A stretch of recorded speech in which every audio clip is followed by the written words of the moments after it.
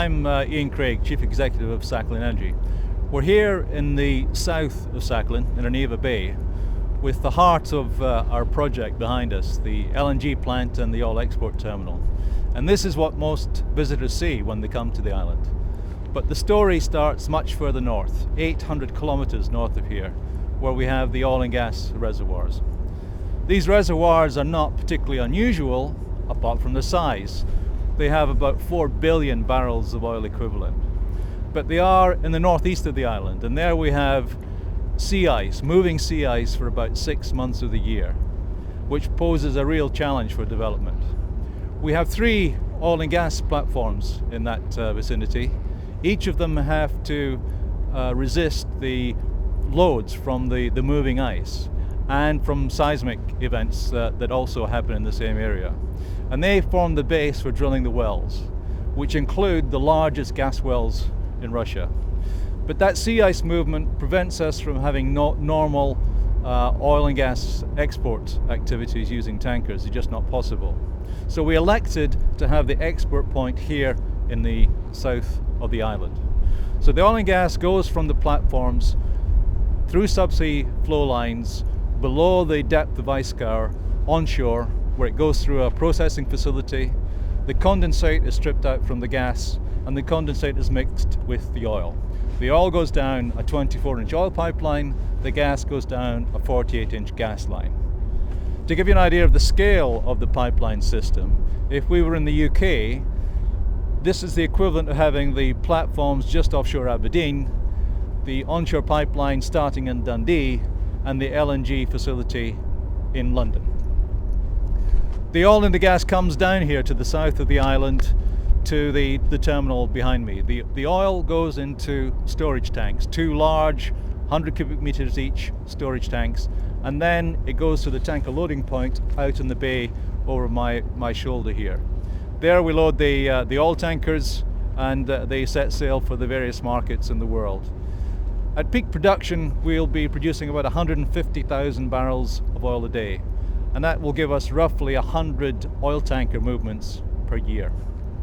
The gas has to be treated before we can refrigerate it. We remove any last traces of water. We remove also any CO2 and any H2S, because this could damage the system downstream. We then refrigerate the gas in 2 steps. First of all, down to minus 50 degrees, then down to minus 160 degrees. This requires a lot of power. The second refrigeration alone requires about 80 megawatts.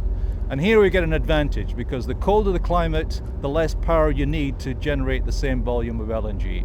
And we can actually make more LNG in the winter than we can in the summer. And that matches the market demand fortuitously. So the LNG is chilled down to minus 160 degrees, and it shrinks in volume to 1/600th of its size, its volume at room temperature. It's also stored, 2 storage tanks, 100 cubic meters each, and then it can be shipped into carriers like the one behind me here. This is about 145,000 cubic meters of LNG, or 65,000 tons. Our capacity is about 9.6 million tons per annum. That's the equivalent of about 150 ships like this every year. Most of these ships will be supplied by our customers. They all bring their vessels here and pick up their cargo. This one is actually on charter to us for 20 years.